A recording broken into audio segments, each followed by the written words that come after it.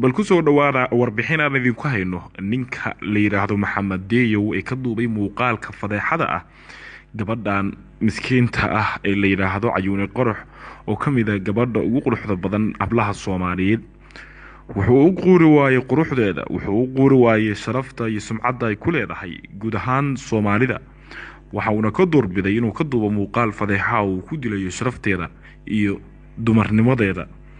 Maxamed Deeyow waxa uu horay muuqaal uga duubay gabdho Soomaaliyeed sidoo kalena waxyaalaha uu caanka ku yahay ayaa ah in muuqaaladan uu geeyo barta YouTube-ka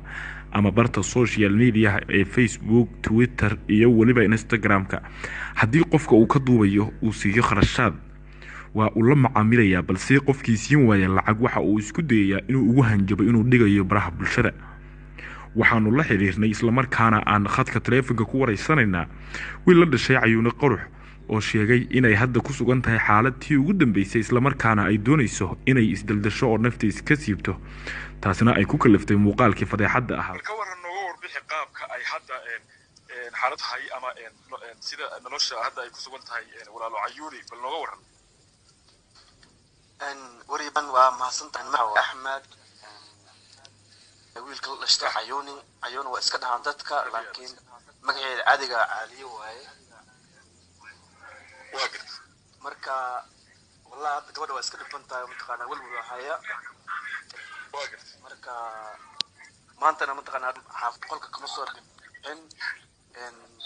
cuntadina waa ka sontay marka waa kaasa waxa kale ugu jiray xaafadda ka waran dhamaan hooyo iyo aabe iyo dhamaan dadkii family-gii markii muuqaalkan baraha bulshada dadku ku faafiyeen maxay dareemaan iyaga laftigooda walwal dareemeen hadda waxa waaye dacwo furayaan saas ma iska dabaaraya wariye gabadhan oo taqaana cuntada ka soontay qolka ma soo baxayso aad marka in isdisha xataa ma taqaana waa laga baqaa aad wararka qaar waxa ay sheegay in ay marxitaa isku dayday inay suncabto oo ma taqaana warar aan xaqiiqadooda lahayn bay ahaayeen balka war adiga ma noo xaqiiqada arrinta wax ka jira ma jiraan soo arrin iska propaganda ayo abuura wari waa maasantahay way jiraan qolka mataqaana waa wardiinana inka midiyaha iyo mataqaana ay waxyaabahaas laga ilaaliyay marka هذا mataqaana yani way iska runtaa laakiin walwal badan inay isdisha laga baqaa